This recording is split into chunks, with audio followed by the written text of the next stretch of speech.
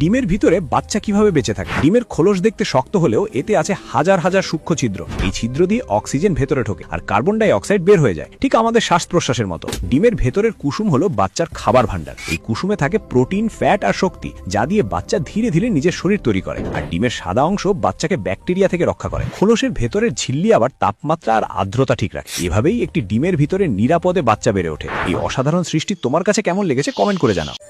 Hello, I am Cabbage. I patch up the lining to heal your ulcers. Hello, I am Papaya. I break down tough food to help you digest. Hello, I am Aloe Vera. I put out the acid fire to cool your tummy. Hello, I am Sweet Potato. I push things moving to keep you regular. Hello, I am Peppermint. I pop the bubbles to stop the bloating. আমি রং চা, শরীরের energy বাড়াই, কিন্তু দুধ মিশালে পেট খারাপের কারণ হয়ে যায়।